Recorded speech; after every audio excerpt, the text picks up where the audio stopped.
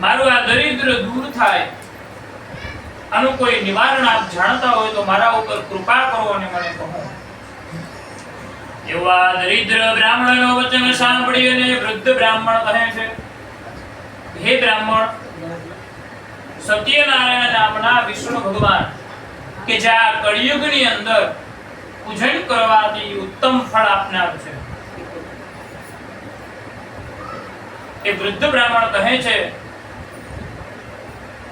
દરિદ્ર બ્રાહ્મણને કે તમે સત્યનારાયણ ભગવાનનું વ્રત કરો, સત્યનારાયણની પૂજા કરો કે જેથી તમારો આ દરિદ્રપણું દૂર થશે, તમને સુખની પ્રાપ્તિ થશે. ત્યારે આ બ્રાહ્મણનું રૂપ બદલનારા વૃદ્ધ બ્રાહ્મણે દરિદ્ર જે બ્રાહ્મણ હતો એને સત્યનારાયણના વ્રતનું વિધિ વિધાન કહ્યું. અને જે વૃદ્ધ બ્રાહ્મણના વેશધારી જે ભગવાન હતા તે ત્યાંથી અંતર્ધ્યાન થયા. આ બાજુ જે આ દરિદ્ર બ્રાહ્મણ હતો એ મનમાં વિચાર કરે છે કે આજે હું ભગવાન સત્યનારાયણનું વ્રત ક્યારે કરીશ. એવા વિચારથી એ દરિદ્ર બ્રાહ્મણને આખી રાત ઊંઘ પણ આવી નહીં. આખી રાત એક જ વિચાર આવ્યો કે હું આ સત્યનારાયણ ભગવાનનું વ્રત ક્યારે કરીશ. આમ કરતા કરતા સવાર પડી ગયું, બીજા દિવસનો સૂર્યોદય થયો. ત્યારે દરિદ્ર બ્રાહ્મણે મનની અંદર સંકલ્પ કર્યો કે આજે હું ભગવાન સત્યનારાયણનું વ્રત કરીશ. તેવો સંકલ્પ કરી અને પોતાના નીતિ નિયમ પ્રમાણે એ બ્રાહ્મણ ભિક્ષા માંગવા માટે ગયો. અને ભિક્ષાની અંદર એ બ્રાહ્મણને અનેક પ્રકારનું દ્રવ્ય મળ્યું, ભિક્ષા મળી. તે જ દિવસે બ્રાહ્મણે સગા સંબંધીઓને બોલાવી અને ભગવાન સત્યનારાયણનું વ્રત કર્યું. એ બ્રાહ્મણે પૂર્ણ શ્રદ્ધા ભક્તિથી ભગવાન સત્યનારાયણનું વ્રત કર્યું, ભગવાનનું પૂજન કર્યું. અને આમ કરતા કરતા સમય પસાર થતો ગયો. થોડા જ સમયની અંદર જે દરિદ્ર બ્રાહ્મણ હતો તે દુઃખમાંથી મુક્ત થયો અને અગણિત સંપત્તિનો એ માલિક બની ગયો. આવો સત્યનારાયણના વ્રત અને પૂજનનો આ કળિયુગની અંદર મનુષ્યને અનુભવ થયો હતો, ભવિષ્યમાં પણ થશે. સત્યનારાયણના વ્રતની અંદર આટલું ફળ આપવાનું સામર્થ્ય રહેલું છે. પછી તો એ બ્રાહ્મણ દર મહિને આ પવિત્ર દિવસની અંદર સત્યનારાયણ ભગવાનની કથા કરતો, ભગવાનનું પૂજન કરતો. અને એના પુણ્યથી એ બ્રાહ્મણ પાપમાંથી મુક્ત થયો, ભગવાનના દુર્લભ એવા મોક્ષના પદને પામી ગયો. જે કોઈ મનુષ્ય ભગવાન સત્યનારાયણનું વ્રત આ પૃથ્વી ઉપર કરશે તો મનુષ્ય સર્વ દુઃખમાંથી મુક્ત થશે.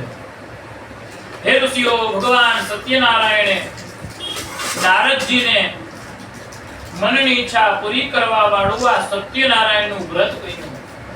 એ જ મેં આપને કહ્યું. તો હે ઋષિઓ, હવે આ સત્યનારાયણના વ્રત વિશે તમે બીજું શું સાંભળવાની ઈચ્છા કરો છો? એવું સુતજીનું વચન સાંભળી અને ઋષિઓ કહેવા લાગ્યા કે હે મહામુનિ, બ્રાહ્મણના મુખમાંથી આ ભગવાનનું જે ચરિત્ર છે, ભગવાનની આ જે કથા છે એ પૃથ્વીમાં કોણે સાંભળી હતી, કોણે સત્યનારાયણનું વ્રત કર્યું હતું એ વિશે મને કહો. અને અમને આ સત્યનારાયણના વ્રતની અંદર શ્રદ્ધા ઉત્પન્ન થઈ છે.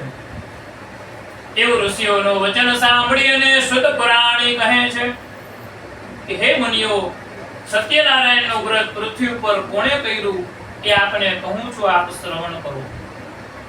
કે પ્રથમ એક બ્રાહ્મણ એક દિવસ પોતાના નીતિ નિયમ પ્રમાણે સગાવાલાઓ સાથે ભગવાન સત્યનારાયણનું વ્રત કરતો હતો, ભગવાનની પૂજા કરતો હતો. એ સમયે ત્યાં એક કઠિયારો લાકડાનો ભારો માથા ઉપર લઈ અને વેચવામાં નીકળ્યો.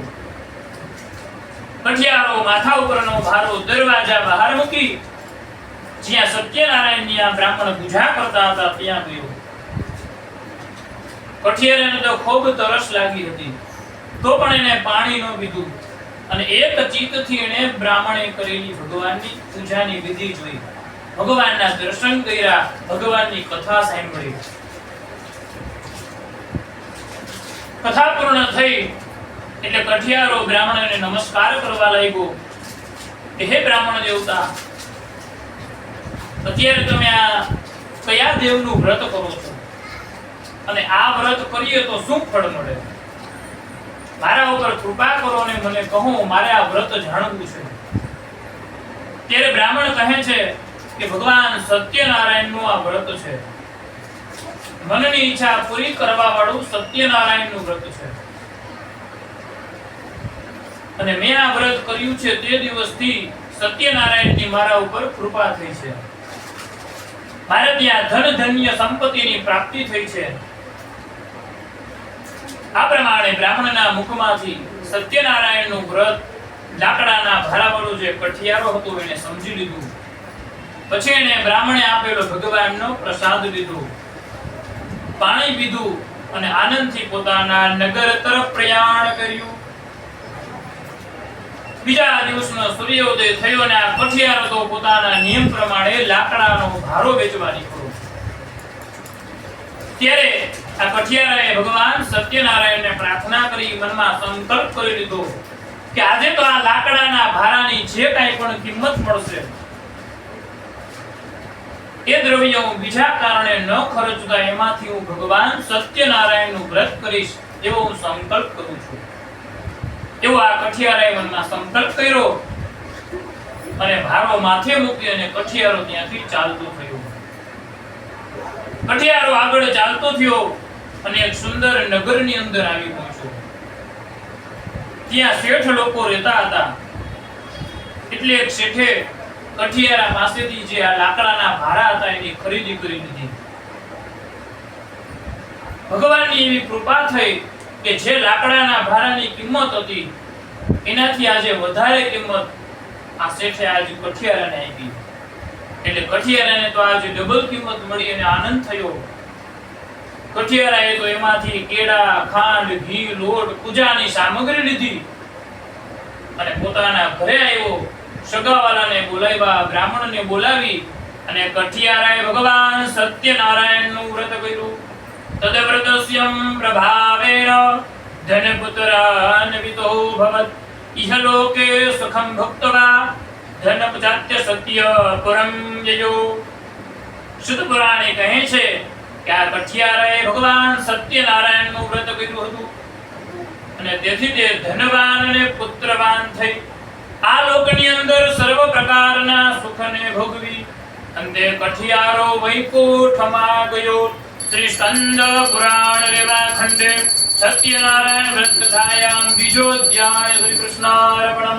બોલો સત્યનારાયણ દેવની જય. દ્વારકાધીશની જય. અધ્યાય ત્રીજો. સુતયુવાચ પુનરુગ્રે પ્રવક્ષ્યામિ શૃણ્વં મુનિસતમઃ પુરા ઉલ્કા મુખો નામ નૃપસ્વાસિન મહીપતિ. ત્રીજા અધ્યાયની અંદર સાધુ વેપારી વણિકની કથાનું વર્ણન કરવામાં આવ્યું. શુદ્ધ પુરાણી શૌનકાદી ઋષિઓને સત્યનારાયણની કથાનો ત્રીજો ઇતિહાસ કહે છે કે પેલા ઉલ્કામુખ નામનો એક રાજા હતો. આ રાજા પૃથ્વીનું પાલન કરતો, જીતેન્દ્રિય અને સત્યવાદી હતો.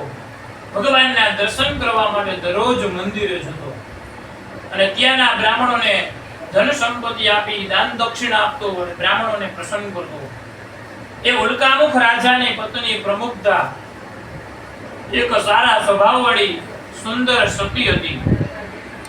તે નામે એક વેપારી વણિક ત્યાં વેપાર કરવા માટે નીકળ્યો. તેના નદીના કાંઠે પોતાનું વહાણ સ્થાપિત કર્યું અને જ્યાં રાજા અને રાણી સત્યનારાયણ ભગવાનનું વ્રત કરતા હતા એમની પાસે જઈ નમસ્કાર કરી અને પૂછવા લાગ્યો કે હે રાજન, અત્યારે તમે આ કયા ભગવાનનું વ્રત કરો છો, શેની પૂજા કરો છો, એ મને કહો. ત્યારે સાધુ નામે વેપારીનું વચન સાંભળી ઉલ્કામુખ રાજા કહે છે કે હે સાધુ વેપારી, મહાવિષ્ણુ સત્યનારાયણ એનો આ જગતની અંદર એના મહિમાનો કોઈ પાર ના આવે એવા તેજસ્વી છે.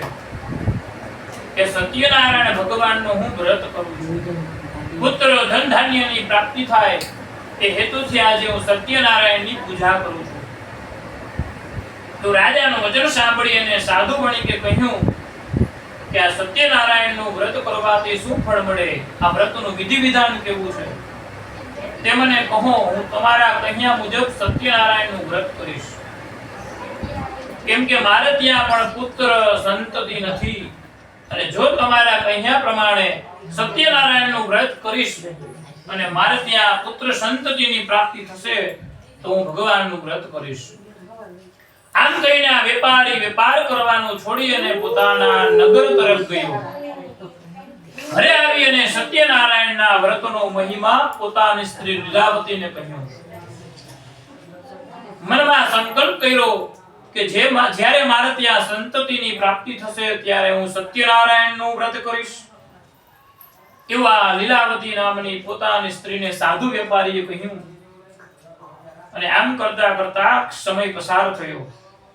એક દિવસ સાધુ વણિકની સ્ત્રી લીલાવતી પોતાના ધર્મ પ્રમાણે સત્યનારાયણ ભગવાનની કૃપાથી ગર્ભવતી થઈ. 9 માસ પૂર્ણ થયા અને 10મા મહિને તેને ત્યાં સુંદર કન્યાનો જન્મ થયો. અંજવાડિયાની અંદર જે પ્રમાણે ચંદ્રનું તેજ વધતું જાય તે જ પ્રમાણે આ જે કન્યા હતી એ દિવસે દિવસે મોટી થવા લાગી અને એનું નામ કલાવતી પાડ્યું. પછી સાધુ વણિકની સ્ત્રી લીલાવતી પોતાના સ્વામીને કહે છે કે હે સ્વામી, આ દીકરીના જન્મ પહેલા તમે સત્યનારાયણના વ્રતનો સંકલ્પ કરેલો છે, આ વ્રતનું તમે વ્રત માનેલું છે, તો હવે તો આપણે ત્યાં દીકરીનો જન્મ થયો, દીકરી મોટી થવા લાગી, તો હવે સત્યનારાયણનું વ્રત ક્યારે કરશું? ત્યારે સાધુ વણિકે કહ્યું કે આપણી આ કલાવતી કન્યાના જ્યારે લગ્ન કરશું ત્યારે લગ્ન પ્રસંગે આ સત્યનારાયણ ભગવાનનું વ્રત કરશું. આ પ્રમાણે સાધુ વણિક પોતાની સ્ત્રી લીલાવતીને કહી અને પોતે વેપાર કરવા માટે ગયો. અને આ બાજુ આ કલાવતી કન્યા દિવસે દિવસે મોટી થવા લાગી અને લગ્ન કરવા યોગ્ય થઈ. એક દિવસ સાધુ વણિકને જોઈને મુનિમ ને આજ્ઞા કરી કે આપણી આ કલાવતી કન્યા માટે યોગ્ય કોઈ ઉત્તમ વર શોધી લાવો. અને મુનિમ ફરતા ફરતા કાંચન નામના નગરની અંદર આવી પહોંચ્યા. ત્યાં એક સુંદર રૂપાળો વણિકનો પુત્ર જોયો અને આ મુનિમ પોતાના નગરની અંદર પાછા આવ્યા. અને સાધુ વેપારીને સમાચાર આપ્યા કે બાજુના કાંચન નામના નગરની અંદર એક વણિકનો પુત્ર છે અને આપણી આ કલાવતી કન્યા માટે યોગ્ય છે. એટલે સાધુ વણિકે સગાવાલાઓને બોલાવી વિધિ વિધાન પૂર્વક કલાવતીનું લગ્ન વણિકના પુત્ર સાથે કર્યું. પરંતુ આ સાધુ વણિકે કન્યાના લગ્ન સમયે પણ ભગવાન સત્યનારાયણનું વ્રત કરવાનું ભૂલી ગયો. તેના લીધે ભગવાન સત્યનારાયણ તેના ઉપર કોપાયમાન થયા. આ વાતને ઘણો સમય પસાર થયો અને આ સાધુ વણિક પોતાના જમાઈને સાથે લઈ વેપાર કરવા માટે પરદેશ ગયો.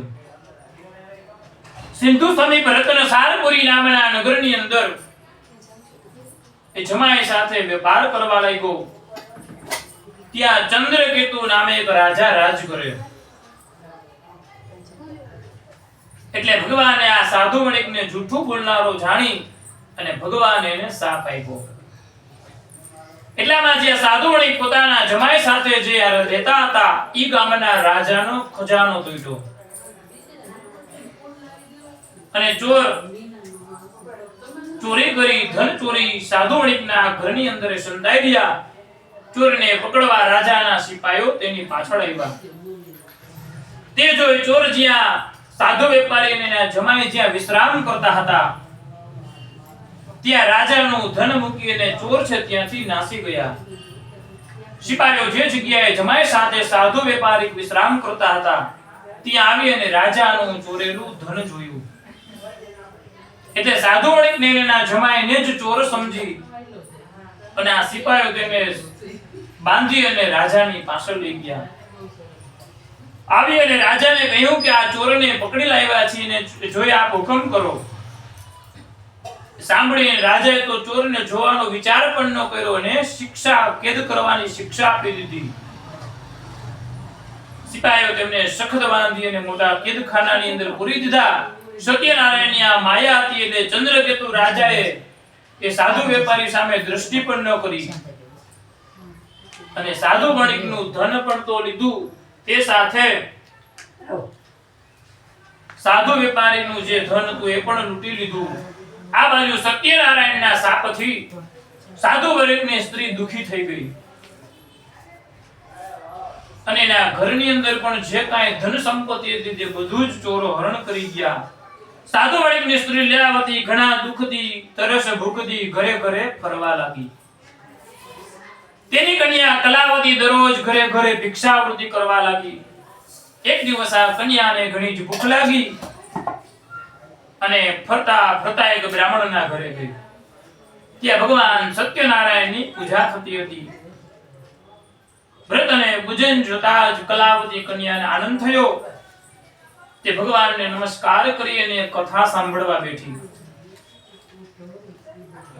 કલાવતી કન્યા ભગવાન સત્યનારાયણને પ્રાર્થના કરે છે કે મારું દુઃખ મટે, મારા પિતા તથા સ્વામી મને મળે એવો આશીર્વાદ ભગવાન સત્યનારાયણ પાસે માગી અને બ્રાહ્મણે આપેલો ભગવાનનો પ્રસાદ લઈ રોજના કરતા ઘણી મોડી પોતાના ઘરે આવી.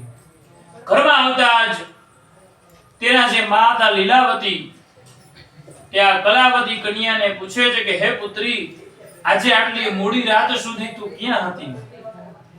ત્યારે કલાવતી કન્યા લીલાવતીને કહે છે કે હે માં, હું આજે એક બ્રાહ્મણના ઘરે ગઈ હતી. ત્યાં ભગવાન સત્યનારાયણનું વ્રત, ભગવાનનું પૂજન થતું હતું, ભગવાનની કથા વચાતી હતી, ત્યાં હું સાંભળવા બેઠી હતી. એવું કન્યાનું વચન સાંભળી અને સાધુ વેપારીની સ્ત્રી લીલાવતીને પોતાના સ્વામીએ માનેલું સત્યનારાયણનું વ્રત યાદ આવ્યું. એટલે આ લીલાવતી ભગવાન સત્યનારાયણનું પૂજન કરવા તત્પર થઈ સગાવાલાઓને બોલાવી સત્યનારાયણનું વ્રત કરવા લાગી. પોતાના સ્વામી જમાઈ ઘરે જલ્દી આવી ભગવાનને પ્રાર્થના કરવા લાગી. ભગવાનને પ્રાર્થના કરે છે કે મારા સ્વામી અને જમાઈના જે કાંઈ અપરાધ થયા હોય તો એને ક્ષમા કરજો. એવી રીતે આ કલાવતી પણ ભગવાનને પ્રાર્થના કરવા લાગી અને પૂજનથી અને પ્રાર્થનાથી ભગવાન નારાયણ સંતુષ્ટ થયા. ભગવાન સત્યનારાયણે જે ચંદ્રકેતુ રાજા હતા કે જેને ઓલા સાધુ વેપારીને બંદીખાનામાં પૂર્યા હતા, એ ચંદ્રકેતુ રાજાને ભગવાને રાત્રે સ્વપ્નમાં આવી અને આજ્ઞા કરી કે હે રાજા, તું આ નિરપરાધી બે વણિક પુત્રોને તારા બંદીખાનેથી છોડી મૂકજે અને તેનું જે કાંઈ પણ ધન સંપત્તિ તે હરણ કર્યું છે તે બધુંય તમને પાછું તું તત્પર કરજે, નહીં તો તારા ધન ધાન્ય રાજપાટ સ્ત્રી પુત્ર સહિત તારા આખાય કુળનો નાશ થશે. આ પ્રમાણે રાજાને સ્વપ્નમાં જણાવ્યું અને ભગવાન સત્યનારાયણ અંતર્ધ્યાન થયા. સવારે રાજાએ સભા બોલાવી અને રાત્રે આવેલા સ્વપ્નની વાત સિપાહીઓને કરી. બંદીખાનામાં વણિક પુત્રોને રાખ્યા છે, તેમને છોડી અને સભાની અંદર લાવો એવી રાજાની આજ્ઞા થઈ. એટલે સિપાહીઓ બંનેને બંદીખાનાથી રાજાની સભામાં લાવ્યા. હે રાજાના બંનેને મુક્ત કરી આપની પાસે લાવ્યા છે, એમને જોઈ આપ આજ્ઞા કરો. વણિક પુત્રો રાજાને નમસ્કાર કરવા લાગ્યા. ભયભીત થઈને કંઈ પણ બોલ્યા નહીં. સાધુ વણિકના પુત્રોને જોઈ ચંદ્રકેતુએ કહ્યું કે આ વણિક પુત્રોએ આજ સુધી કર્મના અંતરાય કરીને મોટું દુઃખ ભોગવ્યું છે, પણ હવે પછી એમને કાંઈ ભય નથી. એવી આજ્ઞા છતાં પગની બીડીઓ તોડી નખાવી અને બંનેને મુક્ત કર્યા. વસ્ત્ર અલંકાર આભૂષણો આપી તેમની સાથે વાર્તાલાપ કર્યો. પ્રથમ તેમનું જે કાંઈ પણ ધન સંપત્તિ હરણ કર્યું હતું તેમને આપ્યું. ચંદ્રકેતુ રાજા કહે છે કે હે સજ્જનો, હવે તમારા ઘર તરફ તમે પ્રયાણ કરો, તમારું કાર્ય અહીં પૂર્ણ થયું. આ પ્રમાણે રાજાની આજ્ઞા થઈ. એટલે સાધુ વેપારી વંદન કરી અને પોતાના નગર તરફ પ્રયાણ કર્યું. શ્રી સ્કંદ પુરાણ રેવા ખંડ સત્યનારાયણ વ્રત કથાયામ તૃતીય અધ્યાય. શ્રી કૃષ્ણાર્પણમ. બોલો સત્યનારાયણ દેવ જય. દ્વારકાધીશ. અધ્યાય ચોથો. યત્રામ તુ કૃતવાન સાધુ મંગલાચર પૂર્વિકામ બ્રાહ્મણેભ્યો ધનં દત્ત્વા દદાતુ નગરમ યજો. ચોથા અધ્યાયની અંદર શુદ્ધ પુરાણે કહે છે કે સાધુ વણિકે જાત્રા કરવાની તૈયારી કરી. રાજા પાસેથી મળેલા ધન સંપત્તિમાંથી થોડુંક ધન બ્રાહ્મણોને દાનમાં દીધું અને પોતાના નગર તરફ પ્રયાણ કર્યું. ઘણી દૂર સાધુ વણિકનું જે વહાણ દરિયામાં એક જગ્યાએ ભગવાને રાખેલું જોયું. એટલે ભગવાનને મનમાં ઈચ્છા ઉત્પન્ન થઈ કે આજે આ સાધુ વેપારીની પરીક્ષા કરું અને વહાણમાં શું છે પૂછવાની ભગવાનને ઈચ્છા ઉત્પન્ન થઈ.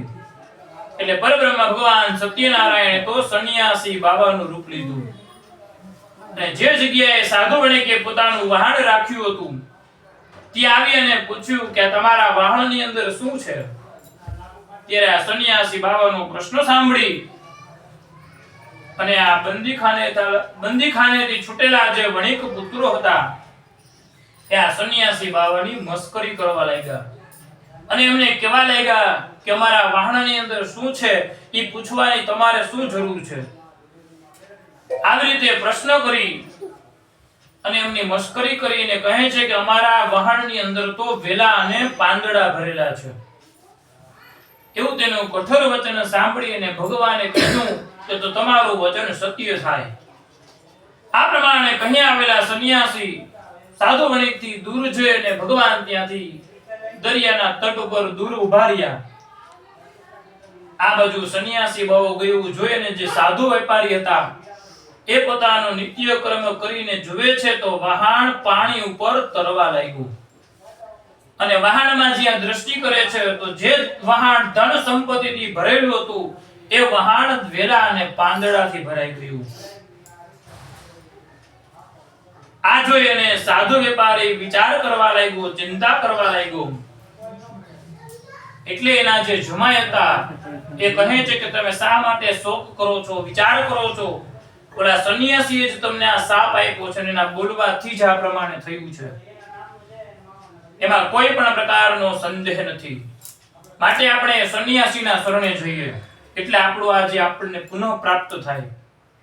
એવું જમાયનું વચન સાંભળી અને સાધુ વેપારી સંન્યાસી પાસે જઈ અને નમસ્કાર કરી અને એમની પાસે ક્ષમા યાચના કરી કે હે મનીશ્વર, અમારા અપરાધની ક્ષમા કરો.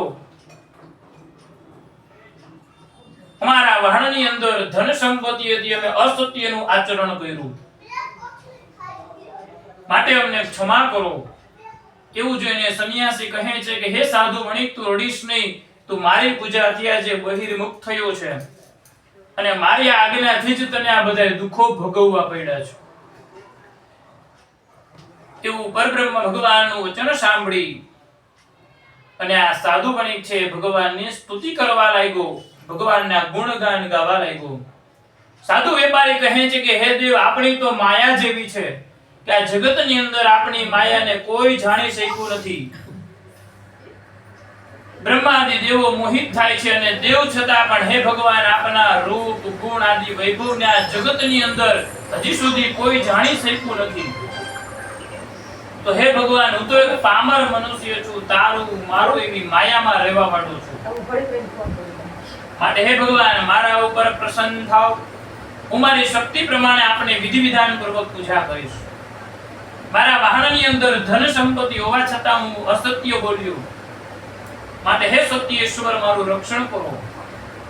એવું આ સાધુ વેપારીનું વચન સાંભળી તો ભગવાન તેના ઉપર પ્રસન્ન થયા અને સાધુ વણિકને મનવાંછિત ભગવાને ફળ પ્રદાન કર્યું. આ સ્તરીએ જોતા સાધુ વણિક કહે છે કે આ ભગવાન સત્યનારાયણની મારા ઉપર કૃપા થઈ, મારું મને પુનઃ પ્રાપ્ત થયું. તો મનમાં સંકલ્પ કરી અને જ્યાં સગાવાલા હતા તે સાથે વિધિ વિધાન પૂર્વક એને સત્યનારાયણનું પૂજન કર્યું. પછી એ સાધુ વણિક સત્યનારાયણની કૃપાથી સુખી થયો, વહાણ તૈયાર કરી અને દેશ તરફ જવા પ્રયાણ કર્યું અને પોતાના નગરની સમીપમાં પહોંચ્યા. વાહનમાં બેઠેલા જમાઈ સાધુ વેપારીને કહે છે, સાધુ વેપારી પોતાના જમાઈને કહે છે કે જો આપણી રત્નપુરી નગરી દેખાય છે. એવું કહીને પોતાના ધનનું રક્ષણ કરનારા જે સિપાહીઓ હતા, મેં એક સિપાહીને આજ્ઞા કરી કે જાઓ આપણા નગરની અંદર જઈ આપણા ઘરે જઈને સમાચાર આપો. એટલે વાહનમાંથી ઉતરેલા સિપાહી રત્નપુરી નગરીમાં જઈ સાધુ વણિકના ઘરે જઈને સમાચાર આપ્યા. સાધુ વણિકની સ્ત્રી લીલાવતી પણ જમાઈ આવને અને એના સ્વામીને આવવાની રાહ જોતી હતી. એ સમયે સિપાહીએ કહ્યું કે આપણા નગરની નજીકમાં તમારા સ્વામી અને જમાઈ વેપાર કરીને પાછા નગરીની સમીપમાં જે પહોંચી ગયા છે. એ સિપાહીનું વચન સાંભળી સાધુ વણિકની સ્ત્રી આનંદિત થઈ, સત્યનારાયણ ભગવાનનું પૂજન કરવા લાગી અને પોતાની કન્યા કલાવતીને કહેવા લાગી કે તું સત્યનારાયણની પૂજા કર, હું સ્વામીના દર્શન કરવા માટે જાઉં છું, પછી તું પણ તારા પિતાનું દર્શન કરવા આવ.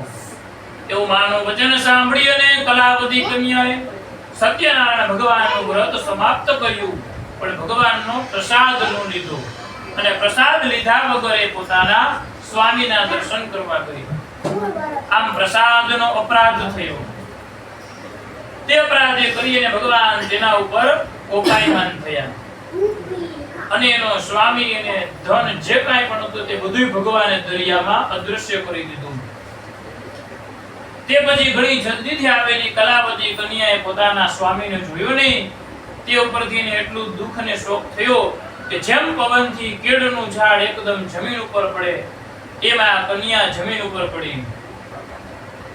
આ રીતે કન્યાનો પ્રશ્ન જોઈ અને સાધુ વણિક વિચાર કરવા લાગ્યો. બીજા વહાણવાળા પણ વિચાર કરે છે. લીલાવતી પોતાની કન્યાને ભયભીત થયેલી જોઈ વિલાપ કરવા લાગી. પોતાના સ્વામીને કહે છે કે આપણા જમાઈ વહાણ સાથે અદ્રશ્ય છે, એમાં કાંઈ કારણ છે અથવા કોઈ પણ દેવનો અપરાધ થયો છે અને દેવે જ વહાણની સાથે અદ્રશ્ય કર્યા. સત્યનારાયણ ભગવાનનો મહાત્મ્ય કોઈ જાણી શકતું નથી. આમ કરી લીલાવતી શોક કરીને રુદન કરવા લાગી. પોતાની કન્યા કલાવતીને બાજુમાં બેસાડી અને વિચાર કરવા લાગી, રુદન કરવા લાગી. અને કલાવતી પણ પોતાનો સ્વામી મરી ગયો ધારીને પોતે સતી થવા તૈયાર થઈ ગઈ. આમ કન્યાને સતી થવા તૈયાર થયેલી જોઈ સાધુ વણિક વિચાર કરવા લાગે છે કે આ શું આશ્ચર્ય છે. ભગવાન સત્યનારાયણે જ નિશ્ચયનું હરણ કર્યું છે. ભગવાનની માયાથી હું વ્રત પણ જાણતો નથી, તે માટે ઘણું ધન ખર્ચીને હું ભગવાન સત્યનારાયણનું વ્રત કરીશ તો મનમાં સંકલ્પ કર્યો અને ભગવાન સત્યનારાયણને દંડવત નમસ્કાર કર્યા. ભગવાન તેના ઉપર પ્રસન્ન થયા અને આકાશવાણી થઈ. ભગવાન કહેવા લાગ્યા કે હે સાધુ વણિક, તારી આ કન્યાએ મારું પૂજન કર્યું પણ મારો પ્રસાદ ન લીધો. પ્રસાદ લીધા વગર તે પોતાના સ્વામીના દર્શન કરવા આવી અને આ કારણથી એનો આ સ્વામી સમુદ્રની અંદર અદ્રશ્ય થયો છે, એમાં કોઈ સંદેહ નથી. માટે જો તારી કન્યા ઘરે જઈને મારો પ્રસાદ લઈ પાછી આવશે તો એ કન્યા એના સ્વામીના દર્શન કરશે, એમાં તું જરા પણ સંદેહ માનીશ નહીં. આકાશવાણીના વચનો સાંભળતા જ કલાવતી જલ્દીથી પોતાના ઘરે ગઈ. ભગવાન પાસે ક્ષમા યાચના કરી, ભગવાનની પૂજા કરી અને ભગવાન સત્યનારાયણનો પ્રસાદ લીધો. પ્રસાદ લઈને કલાવતી કન્યા પાછી આવી તો એના સ્વામીના દર્શન થયા. કલાવતી કન્યા કહે છે કે હવે ઘરે પધારો, શા માટે વિલંબ કરો છો? એવું કન્યાનું વચન સાંભળી અને સાધુ વેપારી આનંદિત થયો. વિધિ વિધાન પૂર્વક એણે ભગવાન સત્યનારાયણનું પૂજન કર્યું.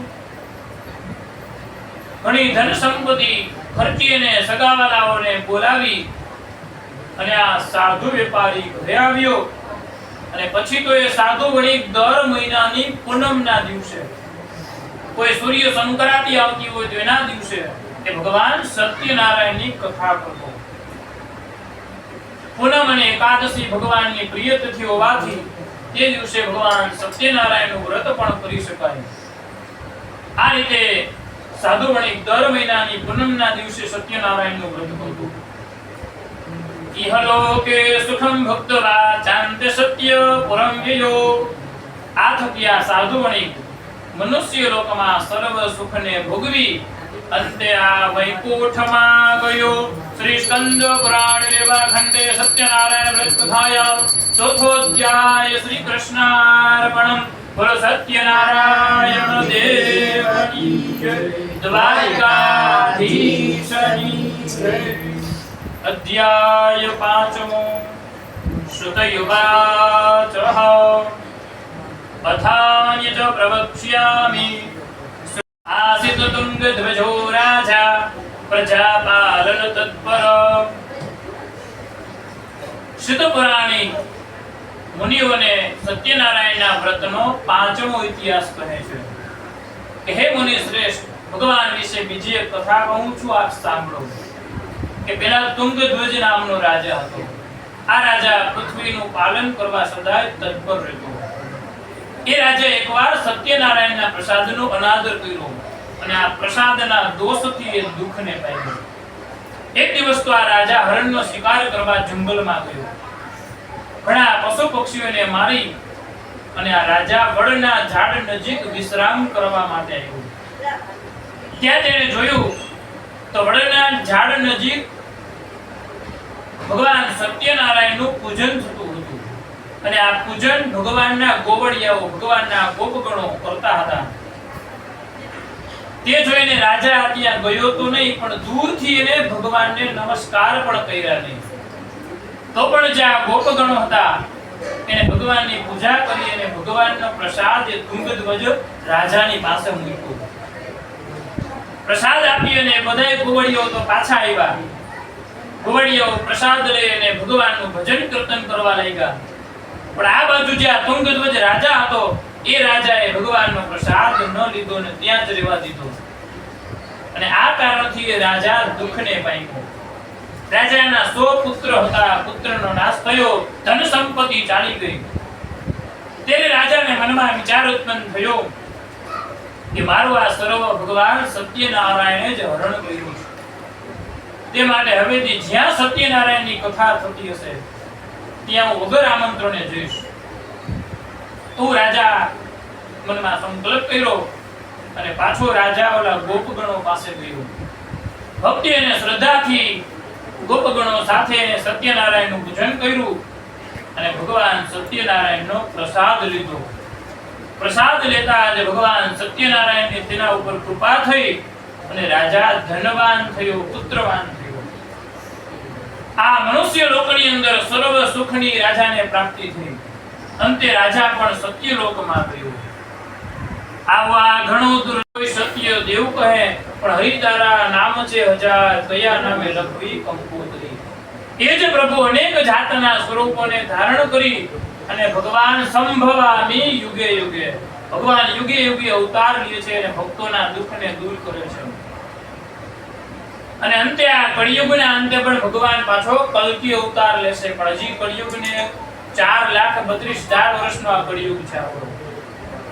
તો આ 4,32,000 વર્ષના કળિયુગમાંથી અત્યારે 5500 વર્ષ જ પસાર થયા છે. તો હજી ઘણો કળિયુગ બાકી છે. આ કળિયુગના અંતે પાછો ભગવાન કલ્કી અવતાર લેશે અને ભક્તોના દુઃખને દૂર કરશે, અધર્મનો નાશ કરશે, ધર્મની સ્થાપના કરશે. આ કળિયુગની અંદર સત્યનારાયણના વ્રત સ્વરૂપે ભગવાન સદાયને માટે રહેશે. ભગવાન વિષ્ણુએ આ કળિયુગની અંદર સત્યનારાયણનું રૂપ લીધું છે.